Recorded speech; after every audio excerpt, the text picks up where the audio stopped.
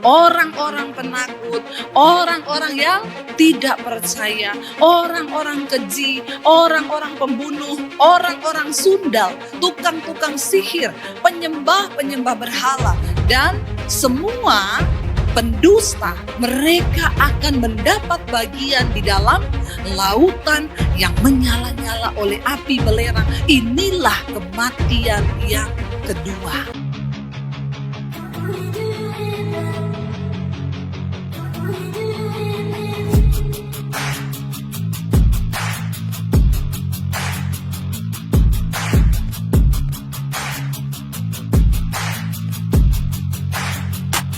Selamat datang di channel Bela Kebenaran. Kami hadir untuk memberikan informasi opini dan atau fakta terhadap situasi yang sedang terjadi. Mari dukung channel ini dengan cara menekan tombol subscribe dan bunyikan loncengnya. Terima kasih.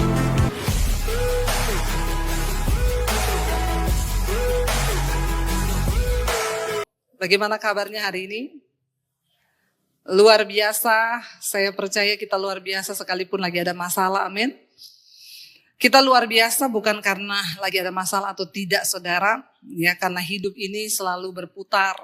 Ada kalanya kita sehat, ada kalanya sakit, ada kalanya kita senang, ada kalanya kita juga berduka. Karena itulah kita membutuhkan kekuatan Tuhan. Tadi pagi saya sampaikan di tempat ini, kalau saudara nanti mau lihat khotbahnya ada di live streaming.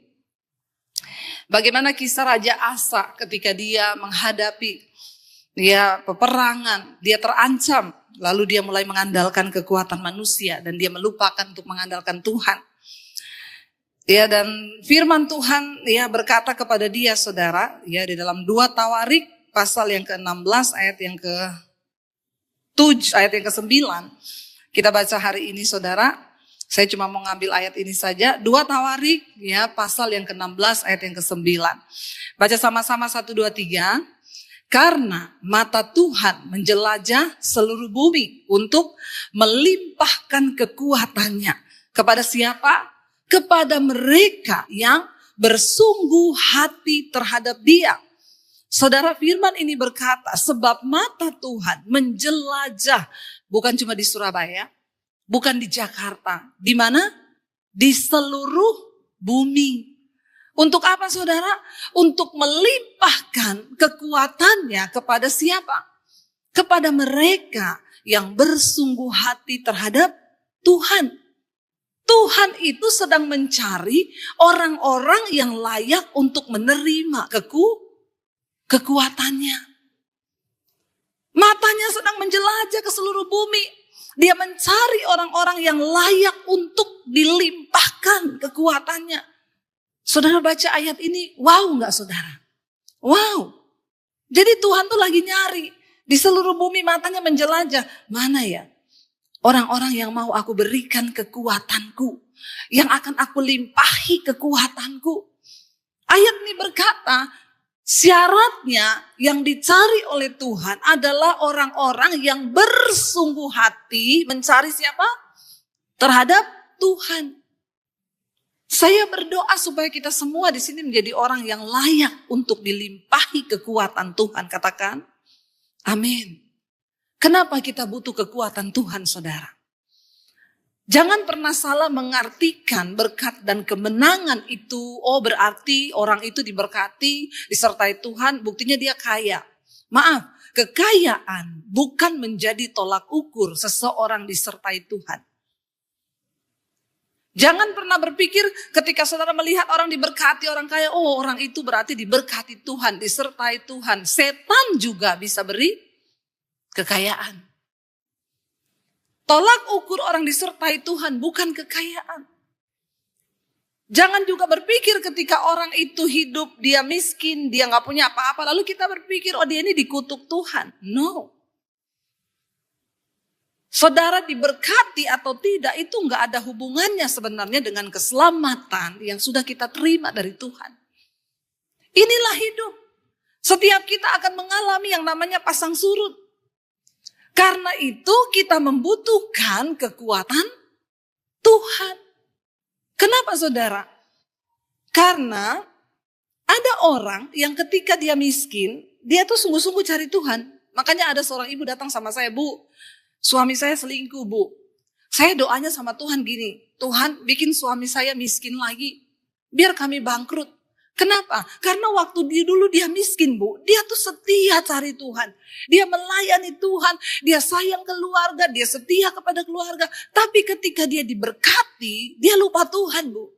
Jadi tidak selamanya berkat itu bisa membawa orang hidup dekat dengan Tuhan. Tidak selamanya kekayaan bisa menjadikan kita bersungguh hati terhadap Tuhan. Sebaliknya ada ibu-ibu yang konseling sama saya, Bu, suami saya. Dulu kami kaya. Waktu kami kaya diberkati, suami saya itu melayani Tuhan, Bu. Dia sayang kepada kami setelah dia jatuh bangkrut miskin. Dia marah dan kepahitan kepada Tuhan. Dan dia berkata, saya tidak akan lagi melayani. Di mana Tuhan itu? Artinya saudara, bukan orang yang kaya yang diberkati dan disertai Tuhan. Sebaliknya juga, bukan orang yang miskin yang diberkati dan disertai Tuhan. Itu tidak bisa menjadi tolak ukur kita tentang penyertaan dan kasih Tuhan. Ada orang ketika kaya dia jatuh. Ada orang ketika miskin dia justru jatuh, jauh dari Tuhan. Tapi ada orang waktu kaya dia cari Tuhan sungguh-sungguh. Ada orang waktu miskin dia cari Tuhan sungguh-sungguh. Jadi sebenarnya bukan keadaan kita yang menentukan iman kita itu bisa menjadi pemenang sampai akhir atau tidak. Disinilah kenapa kita membutuhkan kekuatan Tuhan. Karena cuma Tuhan yang bisa membuat seorang yang kaya tetap bertahan pada posisi takut akan Tuhan dan sungguh-sungguh terhadap Dia. Dan cuma kekuatan Tuhan yang bisa memampukan orang yang miskin juga tetap sungguh-sungguh mencintai Tuhan. Makanya ayat ini berkata, Tuhan itu matanya menjelajah ke seluruh bumi. Tidak dibilang di situ untuk mencurahkan berkatnya, mencurahkan kekayaannya kepada orang yang bersungguh hati. No.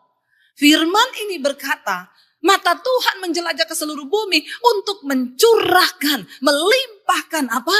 Kekuatannya. Kepada siapa? Kepada yang kaya, yang sungguh-sungguh berhak terhadap Tuhan, kepada yang miskin, yang juga sungguh-sungguh terhadap Tuhan. Karena kekuatan Tuhan itu yang memampukan kita. Amin, saudara.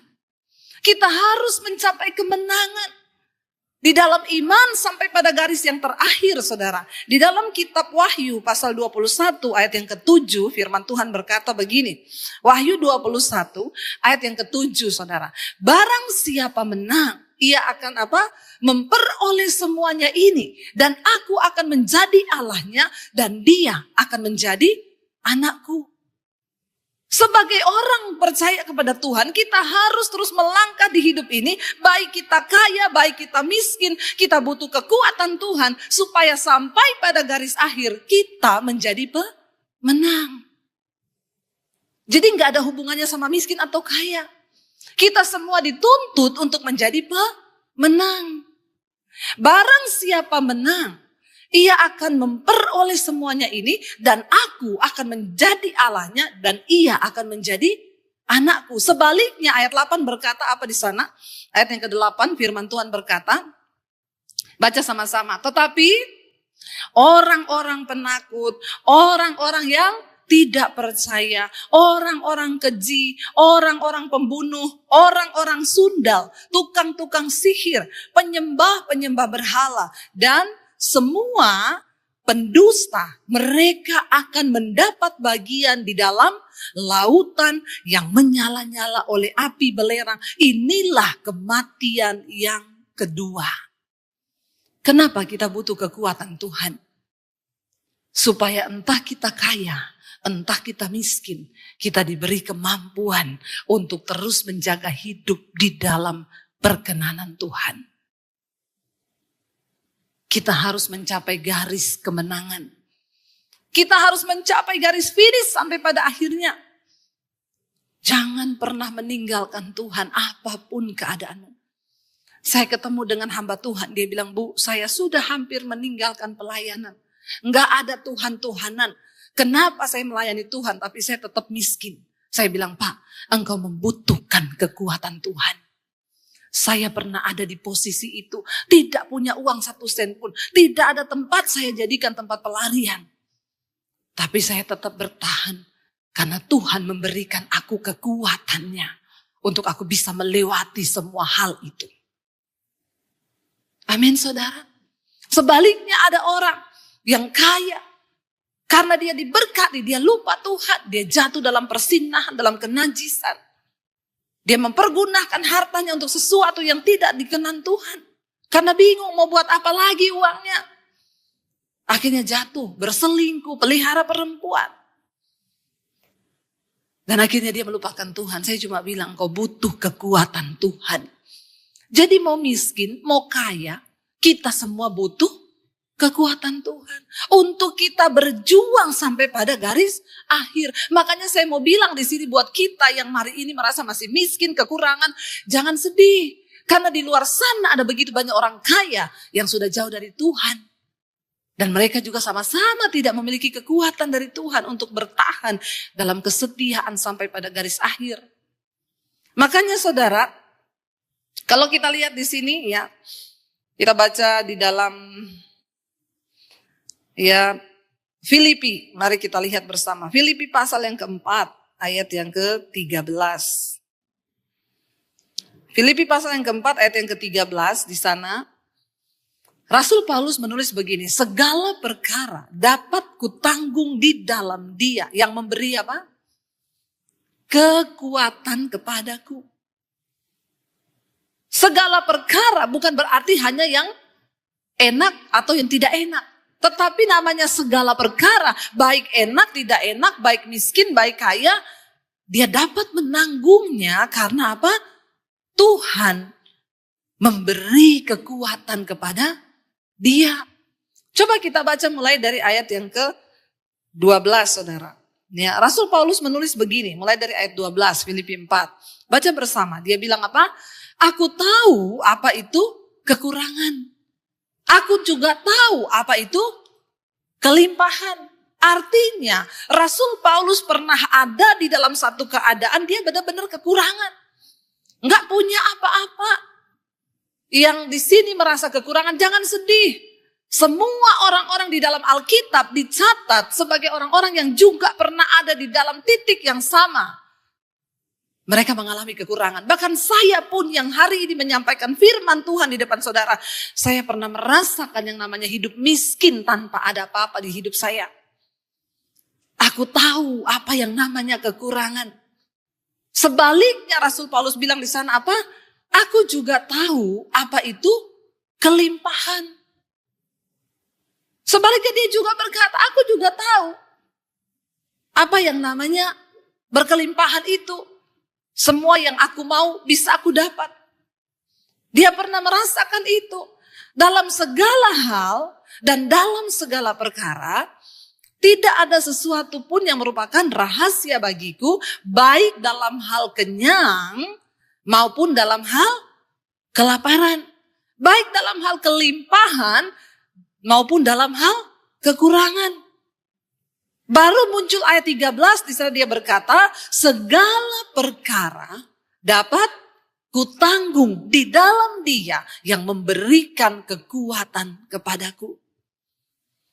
Yang kita butuhkan hari ini seringkali bukan jawaban atas doa kita. Kenapa? Karena Tuhan itu gak pernah terlalu cepat untuk menjawab doa kita. Setiap persoalan yang terjadi dalam hidup kita itu Tuhan punya rencana. Tuhan punya rencana. Dan kalau engkau belum mengerti kehendak Tuhan di balik masalahmu, Tuhan itu gak pernah cepat-cepat mau jawab masalah kita. Makanya banyak orang bertanya, Bu, kenapa ya? Saya sudah berdoa puluhan tahun buat suami saya, Bu. Supaya dia bertobat. Tapi kenapa dia gak tobat-tobat? Saya bilang ya karena ibu masih simpan kepahitan. Kenapa suamimu belum bertobat? Tuhan mau ajar ibu memiliki kasih. Doa sungguh-sungguh, layani suamimu sekalipun dia menyakiti engkau. Kalau ibu sudah melakukan itu, maka bagi Tuhan itu cepat. Jadi semua masalah yang terjadi di hidup kita, itu ada rencana Tuhan. Makanya firman Tuhan berkata, Allah itu turut bekerja untuk mendatangkan kebaikan di dalam segala perkara. Jadi ketika kita menghadapi pencobaan, ketika kita menghadapi ujian, jangan buru-buru minta jalan keluar. Tapi bilang, Tuhan, beri aku kekuatan untuk menanggung apa yang sedang aku alami hari ini. Supaya aku tidak menyangkal Engkau, Tuhan. Kita tahu di Alkitab doa AG, dia berdoa apa? Tuhan, jangan berikan kepadaku kekayaan. Supaya jangan kalau aku kaya, aku melupakan Tuhan yang sudah menciptakan aku. Tapi jangan berikan juga padaku kemiskinan. Supaya jangan aku menghina namamu dan berkata, di mana Tuhan itu? Buktinya saya kekurangan.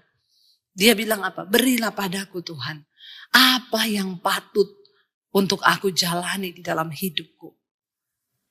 Jadi hati-hati saudara, bukan soal kaya atau miskin, bukan soal senang atau susah. Itu semua adalah musim dalam kehidupan yang akan selalu berganti.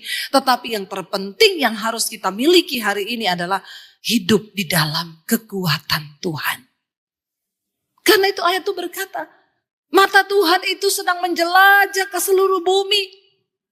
Kenapa dia mencari orang-orang yang akan dilimpahinya dengan kekuatannya?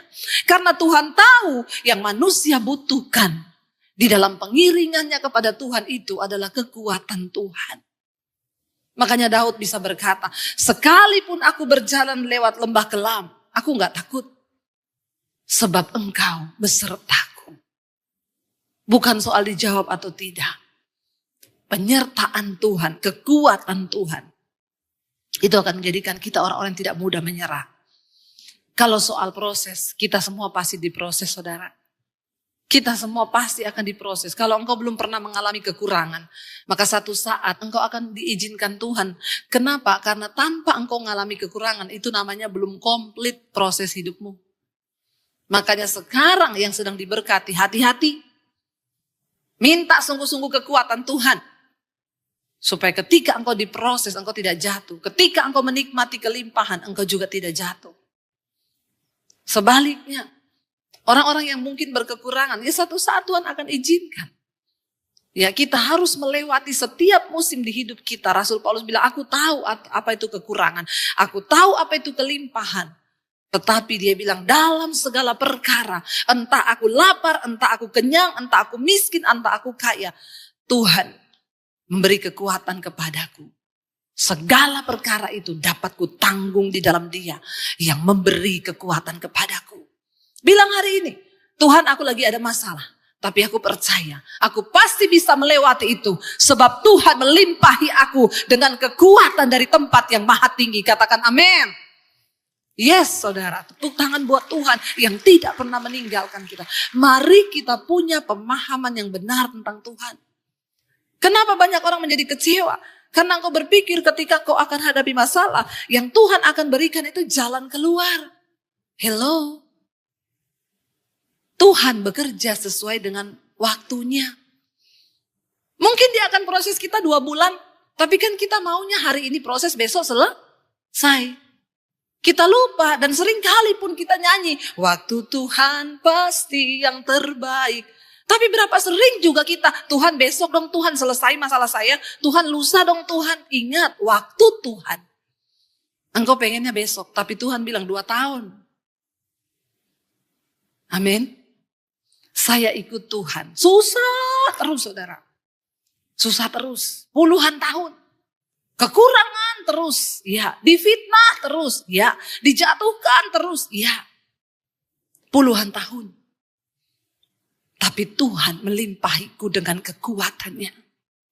Dan itu yang tetap membuat saya kuat dan berkata, engkau baik Tuhan. Bahkan ketika dunia, ketika setan menawarkan, balik ke keluargamu, tinggalkan Yesusmu, balik ke agamamu, buang Yesus. Saya tetap berkata, Tuhan, apapun keadaanku hari ini, engkau baik.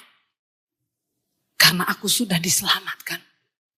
Tidak ada satupun keadaan di hidup yang bisa menukarkan keselamatan yang sudah Tuhan berikan buatku. Dan itu cukup bagiku untuk berkata engkau baik. Sekalipun saya berkekurangan hari ini. Saya pernah merasakan saudara mau makan tuh gak ada duit. Saya pernah mengalami itu. Saya puasa terpaksa. Terpaksa puasa karena memang uang itu, berkat itu cuma cukup makan 1 hari 1 kali. Saya pernah mengalami itu. Kenapa sampai hari ini saya tetap kuat bertahan? Semata-mata cuma karena kekuatan dari Tuhan. Air mata tiap hari. Saya tidak akan pernah izinkan iblis untuk mengintimidasi saya. Dan membuat saya menyesal kenapa saya ikut Yesus.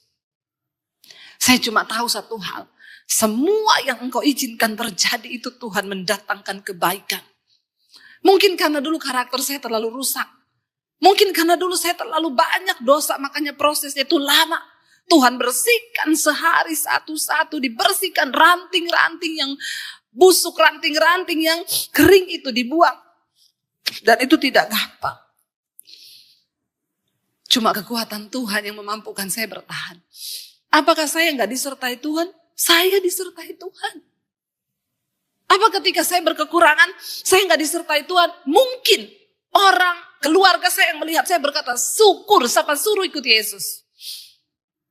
Tapi saya mengerti, Tuhan sedang mempersiapkan saya.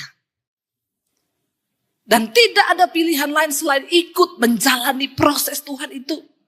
Biarkan orang lain yang gak tahu berbicara. Biarkan orang-orang yang gak ngerti rencana Tuhan menghina. Biarkan saudara. Yang terpenting engkau mengerti tujuan Tuhan atas hidupmu dan itu cukup. Gak usah peduli dengan kata orang. Gak usah peduli dengan hinaan orang sebab mereka tidak tahu rencana Tuhan atas hidupmu. Tapi pastikan kita tahu rencana Tuhan. Pastikan engkau tahu akhir dari perjalanan iman itu apa. Kita gak butuh pujian manusia. Kalau dipuji jangan terlalu tersanjung. Kalau dihina jangan terlalu jatuh. Jangan terlalu kecewa. Biasa saja. Inilah kehidupan. Jalani bersama Tuhan yang terpenting. Kenapa saya bisa tetap kuat sampai hari ini? Semata-mata hanya karena kekuatan Tuhan. Dengar baik sore ini saudara, kita semua butuh kekuatan Tuhan. Enggak usah ngajarin Tuhan, cepat jawab ya Tuhan. Kalau bisa besok, kalau bisa bulan depan, enggak usah. Waktu engkau duduk nangis di kaki Tuhan dan berkata, beri aku kekuatan untuk menanggung setiap perkaraku. Hati Tuhan luluh. Ketika engkau berkata, Tuhan beri aku memahami apa yang sedang Tuhan mau dari hidup. Semua proses yang kita jalani di hidup ini ada rencana dan maksud Tuhan. Dan goal dari setiap proses kita. Yang Tuhan mau cuma kita ngerti apa kehendaknya. Itu aja. Waktu engkau ngerti kehendaknya, maka engkau akan melihat saudara. Bagaimana berkat Tuhan mengalir atas hidupmu. Bagaimana Tuhan akan berperkara. Dan bagaimana kita dipersiapkan. Bagaimana hidup kita bisa berdampak. Engkau tidak akan mungkin pernah bisa berdampak bagi banyak orang kalau engkau tidak lebih dulu diproses oleh Tuhan. Semua orang di Alkitab yang sudah mengalami kesuksesan. Kisahnya semua pernah mengalami salib terlebih dahulu. Kesengsaraan. Tapi manusia itu seringkali tidak mau. Biarkan daging kita dihancurkan. Supaya kita bisa berkata seperti Rasul Paulus. Segala perkara dapat kutanggung. Di dalam Dia yang memberi kekuatan kepadaku. Tuhanlah sumber kekuatan kita. Bukan soal miskin, bukan soal kaya. Tapi soal kita kuat atau tidak menjalani hidup. Soal berapa kuat kita ini bisa berperang. Saudara, mari kita sungguh-sungguh menyadari bahwa hidup ini adalah sebuah pertandingan iman. Seperti yang Alkitab katakan. Ya. Di sekeliling kita itu kita melihat ada orang kaya, ada orang miskin. Ya. Ada orang yang sakit, ada orang yang sehat.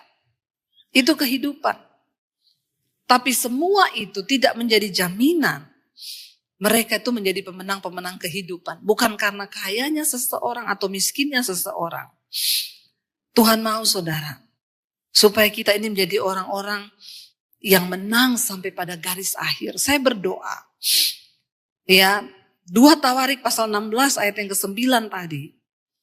Kalau kita balik lagi, ya kita baca sama-sama lagi ayat ini. Saya rindu supaya kita semua sungguh-sungguh mengimani ini, saudara. Karena mata Tuhan menjelajah seluruh bumi untuk melimpahkan kekuatannya kepada mereka yang bersungguh hati terhadap Dia. Saudara, jangan sia-siakan waktu hidupmu dengan engkau berjuang dengan kekuatanmu sendiri. Kita gak punya cukup kekuatan untuk menghadapi hidup ini.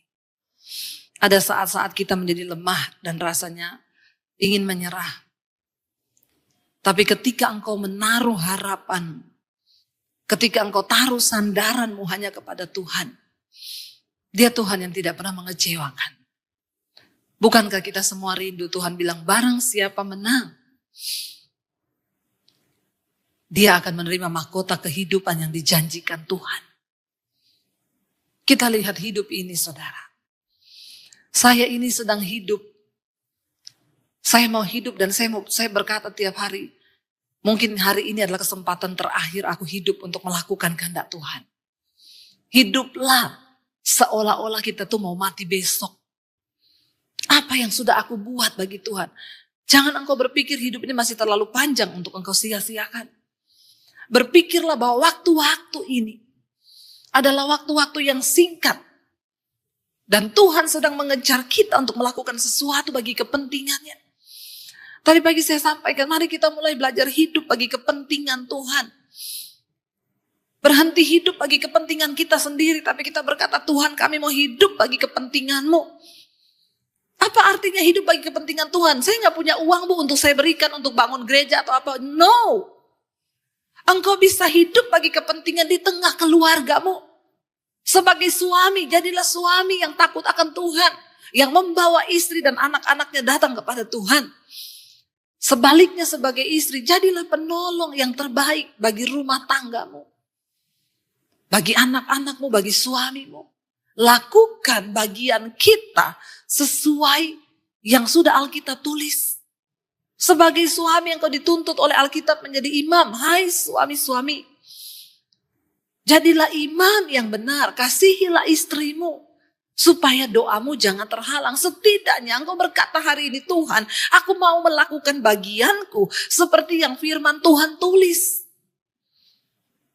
Sebagai seorang istri engkau berkata, Tuhan, aku juga mau melakukan bagianku seperti yang Alkitab katakan. Itu artinya engkau hidup bagi kepentingan Tuhan. Sebagai anak-anak Alkitab bilang apa? Hai anak-anak, hormatilah ayahmu dan ibumu supaya lanjut usiamu. Katakan Tuhan, aku mau mengambil bagianku. Sebagai anak, aku harus hidup menghormati orang tua. Gak usah yang muluk-muluk hidup bagi kepentingan Tuhan. Saya harus masuk sekolah Alkitab. Saya harus, no. Puji Tuhan kalau engkau diberikan berkat yang berlebih, engkau bisa menopang pelayanan pekerjaan Tuhan. Tetapi lakukan tujuan Tuhan secara pribadi atas hidup kita, saudara, hari ini. Jangan jadi jemaat yang cuma datang hari Minggu, duduk, diam, pulang, dan tidak pernah mengalami hidup, perubahan hidup. Sorry, saudara. Kita sedang hidup di waktu percepatan Tuhan. Ini adalah waktu percepatan Tuhan itu. Saya mau berkata, Tuhan, saya gak mau kedapatan sebagai hamba Tuhan yang tidak melakukan kehendak-Mu. Biar setiap kita hari ini introspeksi diri. Dan katakan, Tuhan, aku tidak mau jadi jemaat yang kedapatan tidak melakukan kehendak Tuhan. Kenapa, saudara? Karena waktu Yesus datang kembali, di Alkitab berkata, di hari-hari terakhir, Tuhan akan mengumpulkan setiap kita. Dan Dia akan berkata, marilah kamu yang melakukan kehendak-Ku. Dia gak cari pendeta. Dia gak cari orang yang rajin terlibat pelayanan di gereja. Dia datang berkata, marilah, hai kamu yang melakukan kehendak-Ku.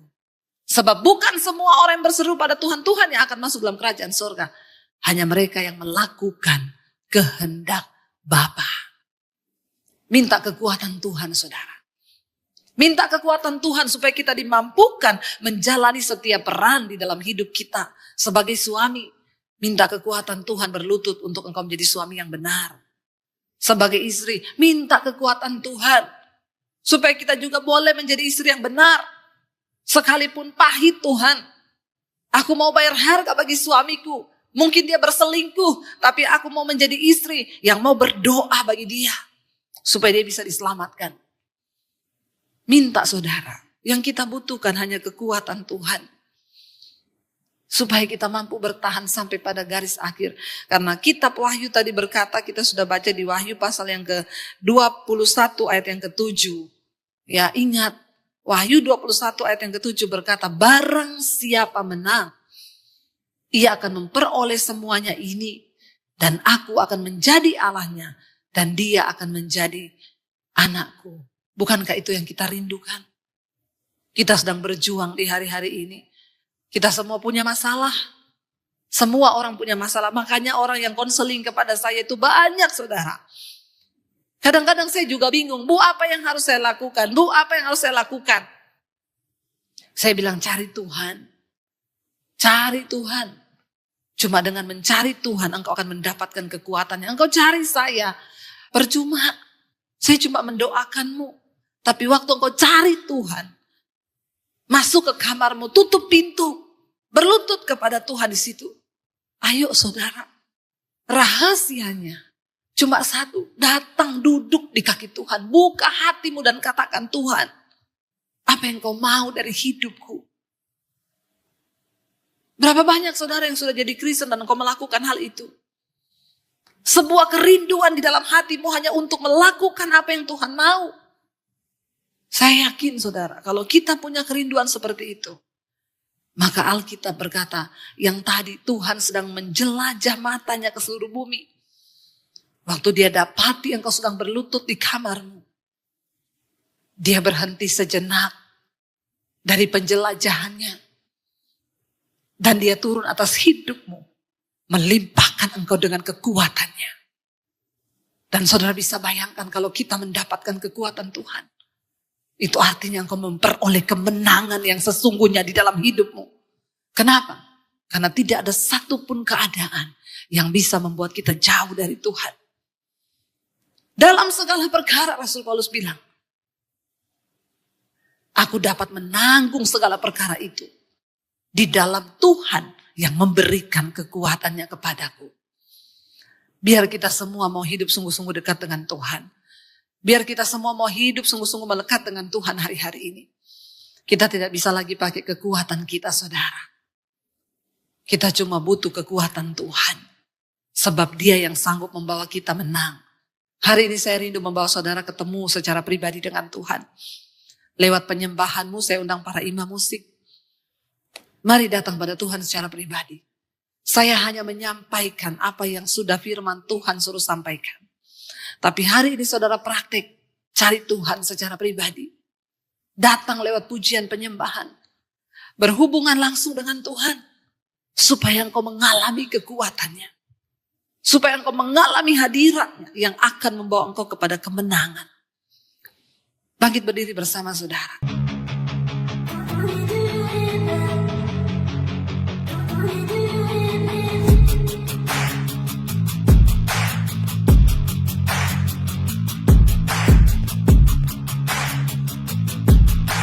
Terima kasih sahabat sudah menyaksikan tayangan kami hari ini. Tuhanlah yang membalas dan memberkati kita semua. Apabila sahabat diberkati, marilah kita dengan murah hati untuk share video ini kepada teman-teman kita yang lain, kepada grup-grup keluarga dan sebagainya. Dan jangan lupa meninggalkan komentar di bawah video ini, serta menekan tombol subscribe video kami, sehingga sahabat tidak ketinggalan video-video terbaru dari kami. Terima kasih. Tuhan Yesus memberkati kita semua.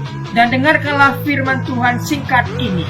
Mintalah maka akan diberikan kepadamu. Carilah maka kamu akan mendapat. Ketuklah maka pintu akan dibukakan bagimu. Kita harus melakukan sesuatu sampai sesuatu itu akan terwujud atas hidup kita. Minta, cari dan ketuklah maka Tuhan pasti membukakan pintu. Lukas 18 ayat 1. Yesus mengatakan suatu perumpamaan kepada mereka untuk menegaskan bahwa mereka harus selalu berdoa dengan tidak jemu-jemu. Kita berdoa dengan tidak jemu-jemu. Terus minta maka pasti akan diberikan. Tuhan Yesus berkata, "Karena itu aku berkata kepadamu, apa saja yang engkau inginkan ketika engkau berdoa, percayalah bahwa engkau telah menerimanya dan engkau akan memilikinya." Amini ayat firman Tuhan ini, bahwa Tuhan pasti memberikan segala sesuatu yang kita butuhkan.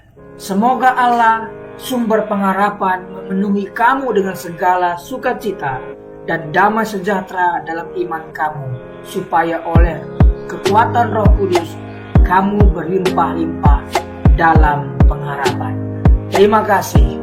Apabila sahabat ada komentar dan pendapat yang lain terhadap video hari ini, boleh tuliskan komentarnya, pendapatnya di kolom komentar di bawah video ini, sehingga kita boleh diskusi di sana.